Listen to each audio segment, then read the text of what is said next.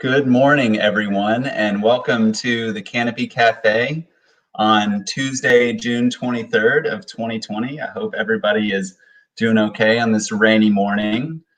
My name is Ben Smock. I'm the Director of Development with Canopy, and we are the nonprofit organization growing Kentucky companies to positively impact people, our planet, and our future.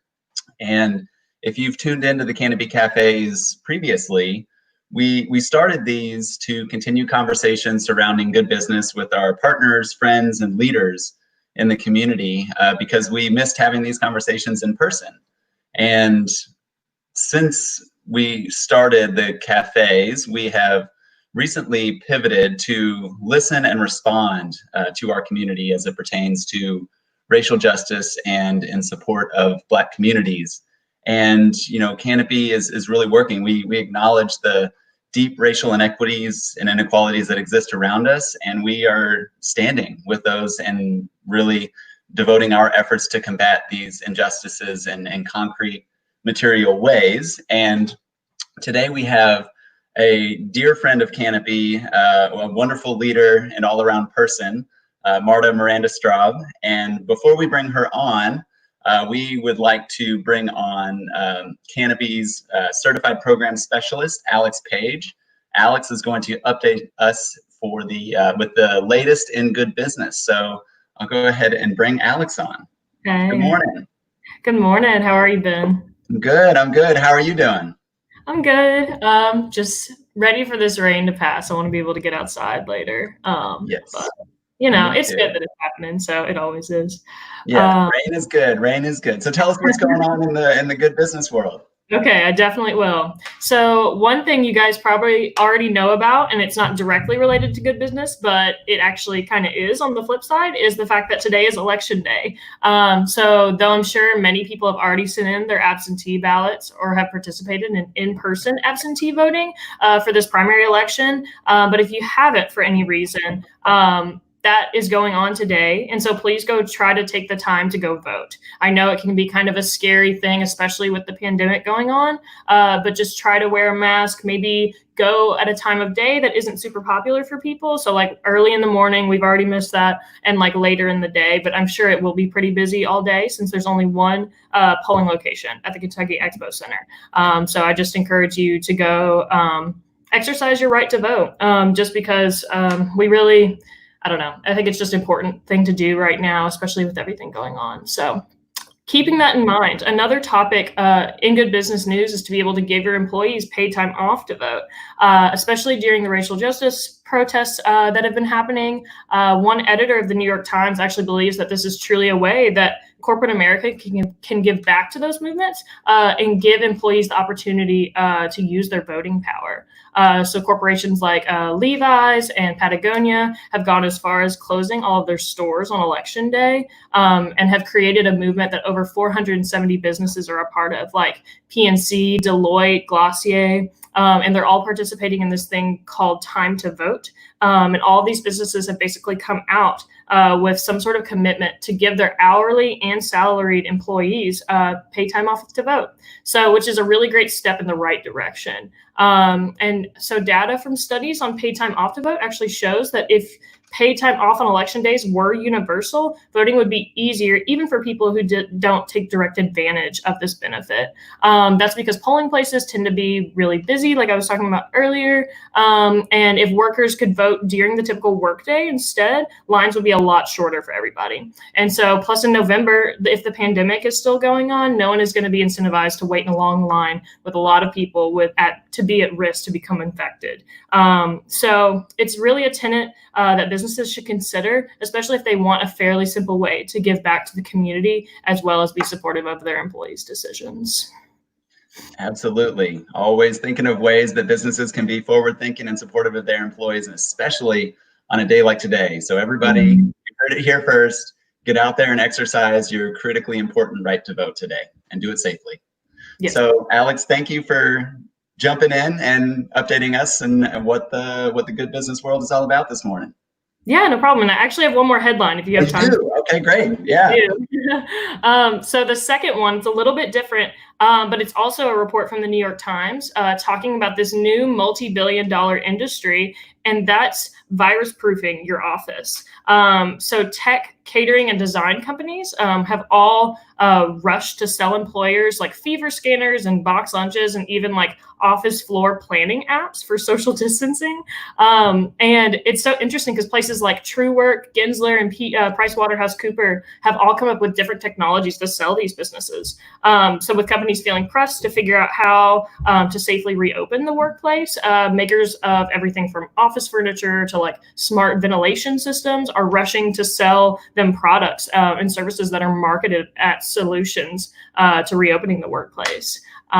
So to protect employees and reduce liability for virus outbreaks at work, companies are racing to find these solutions. And it's even come out that in the United States, the market for contact tracing technologies could soon be worth $4 billion annually, according to like a recent research study. So it's important to remember that all of this is so new, though, and we are only beginning to dip our toe in the preventative tools and pandemic workplace rules. So the future of this is still somewhat unclear, especially when it comes to like how well these technologies are actually going to work.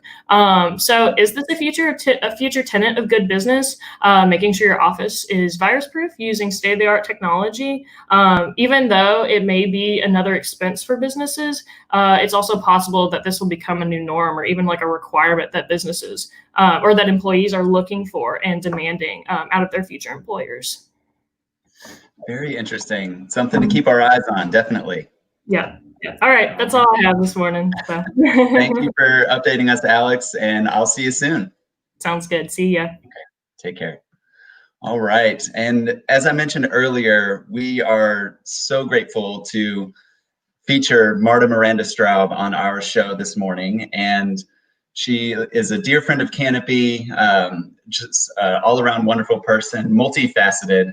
Marta is a Latinx woman who has spent her life working towards building equity, inclusion, and creating systems change. Her leadership, organizing, and activism has focused on advancing social and economic justice for marginalized communities.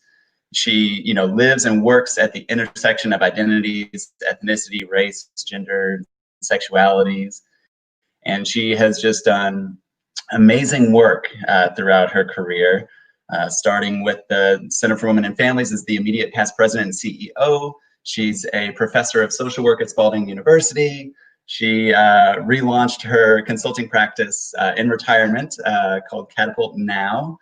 She's a poet with a wonderful life and poems and essays that has seen reviews from several poets laureate of Kentucky. And she is most recently announced as the commissioner for the Department for Community-Based Services by Governor Beshear and Secretary Friedlander. So I could go on. Her resume could take up this whole show, but let's go ahead and bring on Marta. Hey, hello everybody. There we go. Hi, good morning, Marta. How are you? I am Hi, fine. how are you? I am in such a good place. Thank you. Thank you for inviting me. Yes. Thank you for joining us. It's such a pleasure to see your face virtually. And I do miss seeing you in person and the poetry readings and everything, but it's such a pleasure to see you this morning. Oh, goodness. Thank you. Thanks for inviting me. I don't do anything in a small way, so I'm pulling out of retirement, going into riding a big elephant for the state. So I'm excited, and I never would have thought this happening, but it was the right call. It felt like a values and spiritual call, and I thought I was done, but obviously not. So here I am. Here you are. You definitely have an interesting approach to retirement, and whoa! I just got a lot of sun here in my apartment. Look at that. Trying to manage the light in here. It's crazy. I hope that our state is ready for the type of leadership that you will bring to this new role as commissioner. And I, for one, am very grateful to have you in this role, and just knowing of your work and leadership over quite some time. We're in for a treat to have you at the helm. So tell us, welcome everybody to the show. Marta, please tell us a little bit about yourself. I didn't do you justice. Oh my goodness. Well, I'm old. I turned 66 last March, and this is my 47th year as a social worker, activist, community organizer, executive leader, coach, trainer. I mean, I've done everything. And, before running the Center for Women and Families and retiring 2.5 years ago, I was at Eastern for 17 years. So I worked with first generation students, and then I was the chair of both Women and Gender Studies and then Multicultural Student Affairs. Loved Eastern, loved the kids. Lived in a log cabin in a holler for 10 years on 14 acres of wood. So I identify as Cuban-Latin by birth and Appalachian by the grace of God. I never felt at home as an immigrant refugee in this country until I found Kentucky and found rural Kentucky. So I'm home, and now to be called as the first immigrant, the first Latina to be at this high level, working under this amazing, bold, and courageous governor, and the experienced and compassionate Eric Freelander, it was a no-brainer. I was asked.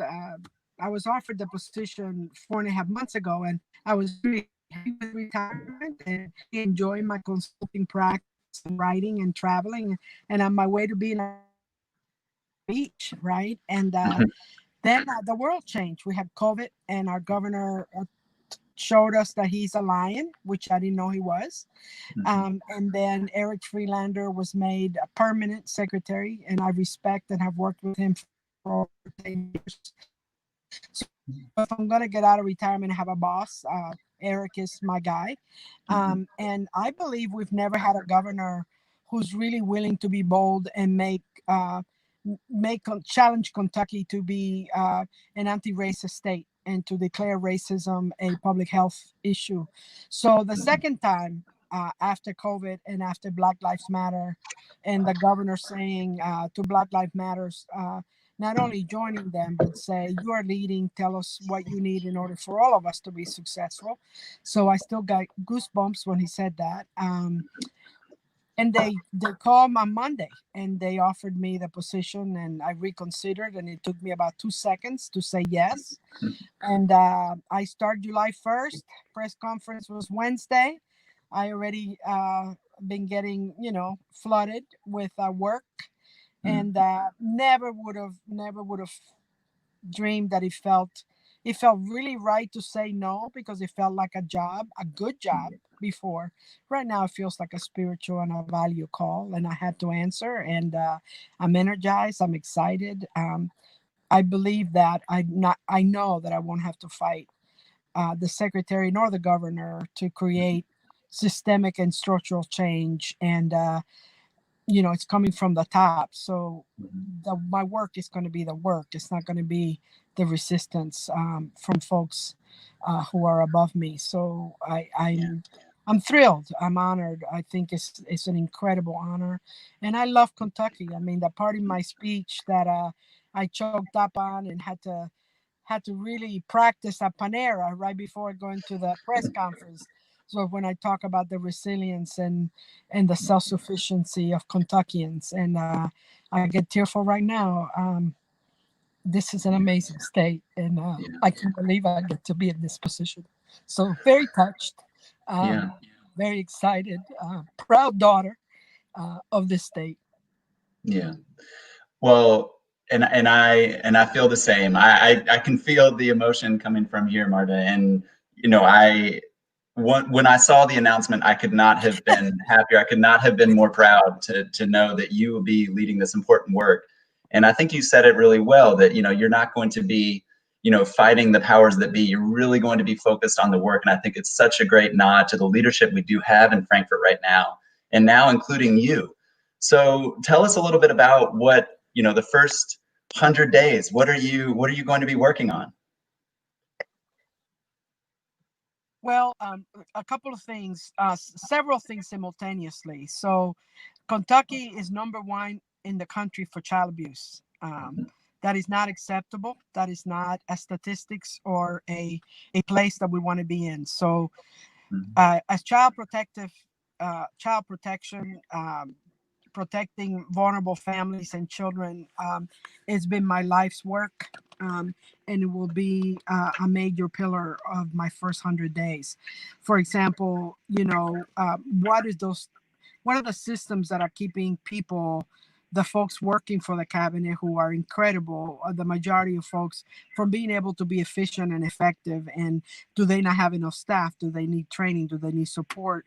So really looking at secondary trauma, looking at the kind of resources and support that the staff needs for them to really be able to lift the most vulnerable among us. That's a huge pillar. I know what working with trauma looks like.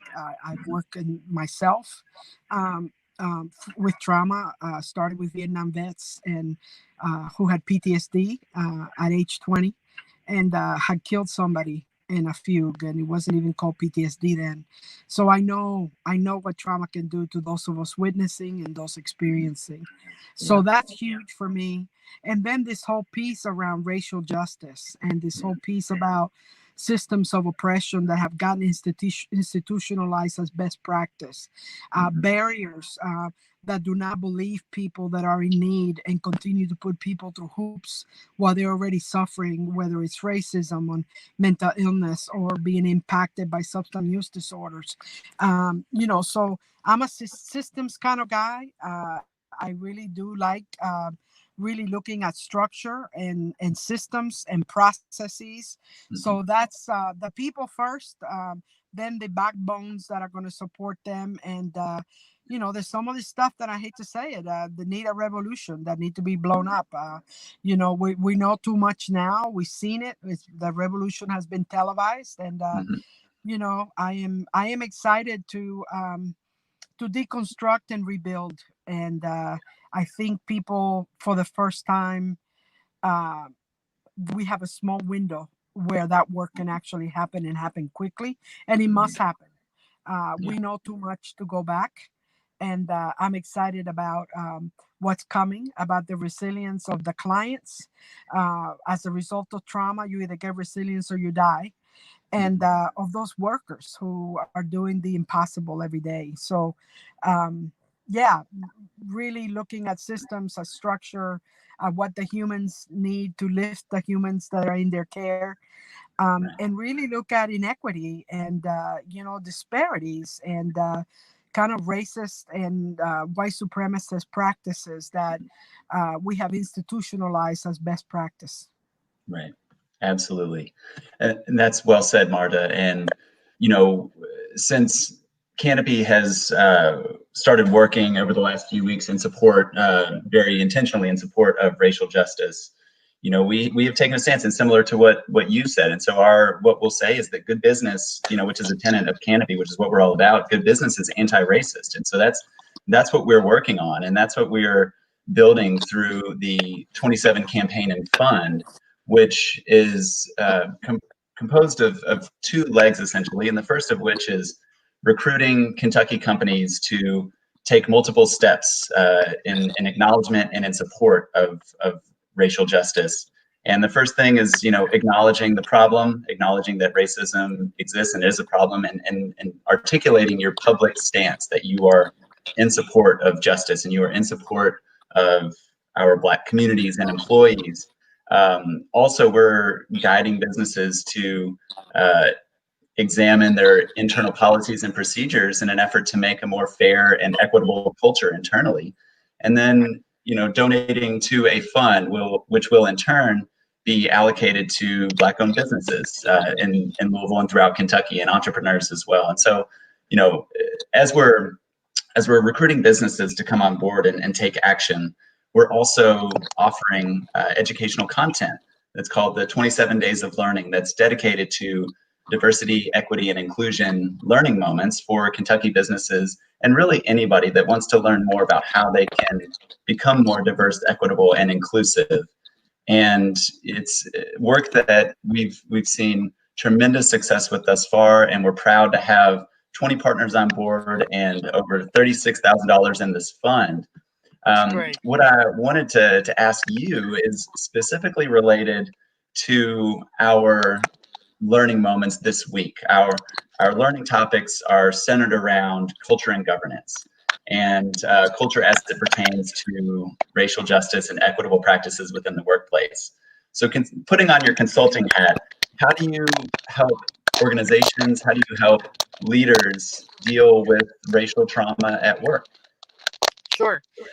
Well, before this call, out of my consulting practice, I've been doing a lot of equity and inclusion work and helping organizations create cultures of belonging. Right. I'm a I love organizational development and leadership development.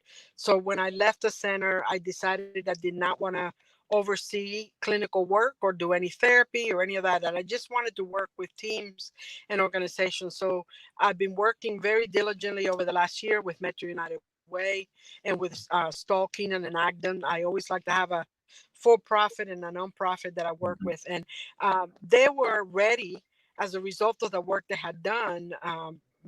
When all of this started to bubble up and really we can see more and more blatant what was going on, COVID brought up the disparities and the inequities, and then Black Lives Matters brought up the racism and the police torture. So these folks put out statements immediately about support and about what they were going to do different. For example, investing in areas and organizations who are led by leaders of color, offering more pro bono work to mitigate the legal battles that are going on, being able to invest in the lived experience and learn from lived experience of those living with poverty and racism. So I've been really excited about seeing that. So that's been a result of work. This is not something that happens overnight. So my first ask when I work with anyone, for profit or nonprofits, is, are you willing to invest in this long term? This is not a short term shift. And then the first base is doing an audit on all of your practices and policies. Where the hiring, the firing, the interviewing, the mediations, all of that kinds of stuff. Doing the assessment of the culture. In a safe way for people to tell you what their experience is. Usually both private and non-private have different places people work. And if you're of color or a woman or have a disability or happen to be a queer person, folks who don't and not lived experience doesn't encompass that, think everything's okay while they're not okay. For example, I've been really talking with have you have you called your black staff? Have you realized that these folks are getting on Zoom calls traumatized, and maybe they were crying or rageful 2 minutes ago? Their experience is not your experience. So that human connection of acknowledging that folks are going through major trauma, watching what's going on, and that this is a 400-year-old problem. We started in 1919 trying to do something about this, and we're still here. But it's just this is a moment for I've been talking a lot with queer organizations that I work with, and they're taking pride in their queer stuff and making it a Black Lives Matter moment, because there's Black queer people. A lot of us Latinos have a lot of African in us. I'm Afro-Caribbean. I'm from Cuba. So it's not without addressing the racism in this country and what the ongoing oppression and discrimination at every level, the unsafety of Black people in this country, none of us are going to go anywhere. So we need to begin there, and all of us need to put our resources and our energy there. At the same time, I see a lot of folks, particularly white folks, who are threatened, who are saying for people to get over it, who are uncomfortable for maybe 25 seconds while people have been uncomfortable and getting killed for 400 years. So it's time for white people to gain resilience and know what that looks like, to become and learn how to be an ally, to really use their privilege and their voice in a way that they can have access to those that the folks that are being oppressed and discriminated and killed don't have access to. So it's not about being guilty. We may not have been the ones that created what we're dealing with today, but it's on us to clean it. And it's on us to to create new structures, to create new models of leadership. Profit and nonprofit have very few leaders of color at the helm. They get stopped, they get called a problem. They know they're the angry Black woman, or unless they act like white people and don't bring up their issue and are not a problem. They usually get hired as a token or as a brochure. And this time is demanding that we dismantle all that. It's time to blow all that up. COVID did that, and Black Lives Matter is doing that. So it's a very important opportunity to rethink systems, to create new ways of educating. I mean, the whole academia needs to be blown up. I've been there for 17 years. It's based on white supremacy, and we can't do that anymore. We need to look at our practices. We need to have trusted voices that are Black and of color in leadership, advising white leaders on what is needed. Organizations led by leaders of color who are usually low capacity and really have to jump through 100 hoops to even get in the door. We need to take all that bureaucracy off, trust people, let them do what they need to do, and then evaluate whether it was successful or not, as opposed to do all that. So it's revolutionary. It's a lot easier to change everything than to change one thing at a time, and we need to change everything. So that's I call myself an organizational midwife, and the reason for that is because what I do is push, and is the baby of the organization or of the cabinet or of the system or of the law firm, but you're not going to be able to get off the table when it gets painful, when it gets uncomfortable, when it gets hard. Give people tools about assertiveness and conflict management so they can have the tough conversations. Set up real clear standards. This is not acceptable here. You either get on the bus or go someplace else that you're going to, go work for Chick-fil-A. Whatever you need to be in the space. If you don't want to change, that's fine, but get out of the way, so that 80% of us can actually lead to where we need to go. Yeah. So it's time to be bold. It's time to be courageous. It's time to make systemic and structural change. It's time to listen unapologetically to Black people, being unapologetically Black and not sugarcoating things for us. I started a program called Witness Louisville because I didn't know what to do. I'm too old to go marching. This is the first time I haven't been in a civil rights movement. This is the biggest, 50 states, 18 countries. And there I am in my bougie apartment getting my food delivered. So I had to do something. So I created Witness Louisville at 8 p.m. every Thursday. I hope you and others join, particularly white people, where Black folks just get to tell their story without being questioned, without any pushback. We just witness, listen, offer a poem or a writing by an activist, a Black activist, and then they make demands to city government and to friends and to white community about what it is that they believe is the answer. And from that, policy would surface.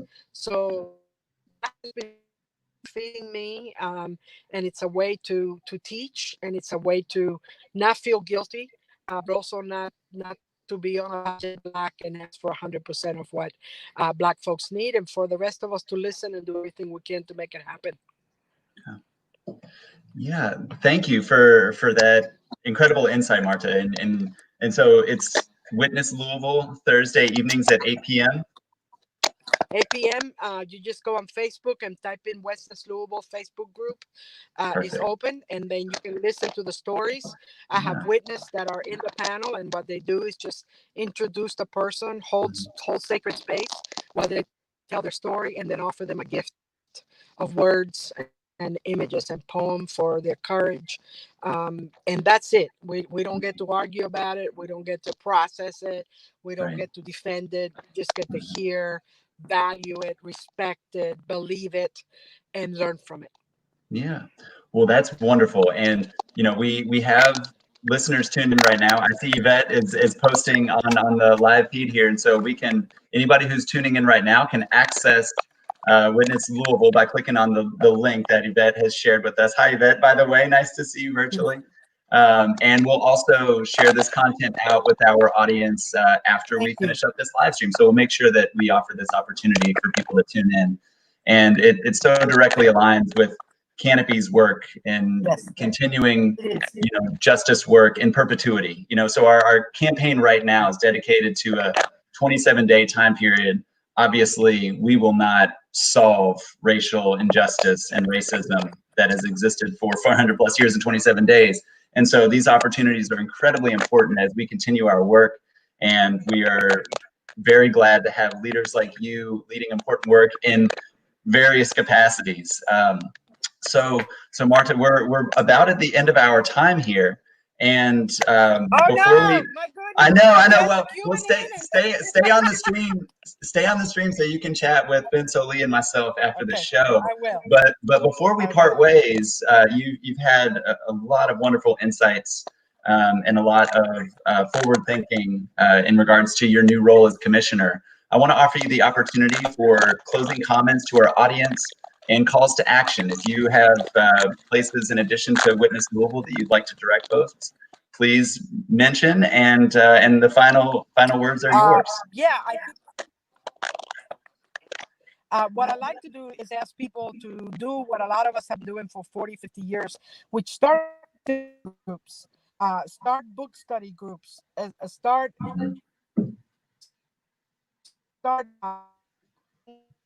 heart and your home and your kitchen table to experiencing the racism that a lot of us have been sheltered from. Really coordinate intersectionality. There is no movement that is not impacted together. So really not realize that this is not about leaving anybody behind, including white people, that this is about a movement forward for all of us, and that it's really important for white folks to grow resilience, to learn, to be educated, to listen, and to begin to dismantle the infrastructure that is keeping this.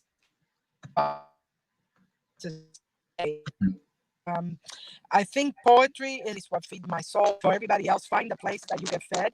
And I have a poem that I wrote the morning that I learned that McAtee not only was killed, but lay there on the sidewalk for 12 hours. And, I had to do something. So I wrote a poem, and I'd like to close with that if we have time. Of course, please. Yes, of course. Okay. So I'm going to go a minute and look for that. Wonderful. While you're looking for it, Marta, I was reading up and rereading some of your poems from Cradled by Skeletons, and I came across the Social Justice Prayer poem that I was reading this morning. So it's wonderful to see your writing come to life. Are you able to hear me, Ben? Yes, I can hear you.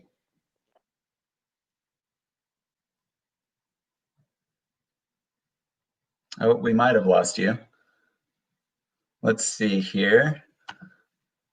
Are you able to? I can hear you now. Yes, the stage is yours.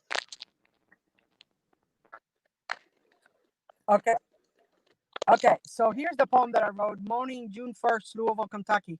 I awake with a brain chock full of infographics woven by archetypal and historical metaphors tattooed on the soil of my heart. I challenge the existent violence paradigm because all that I am and all that I breathe and all that is holy in me is rejected, shamed, illegal, colonized, beaten, raped, or murdered. I pound the podiums in public and weep in private. I remind of the deep wounds on Black and brown bodies, the impotence of white dominance, and the bodies hanging for hours from southern maple trees while good white folks picnicked. The bodies now laying on sidewalk for hours, all warnings to not dare to challenge your own Holocaust or dare to seek your liberation without permission. Often I tremble with rage, call my skeletons to attention, slip on my cloak of courage, and Kicks for Life speaks in tongues, handles copperheads, savors the alchemy of humanity, and feasts on firewater, cigars, and conga drums. Today, I weep in public for the loss of decency, humanity, and justice, for all that is sacred in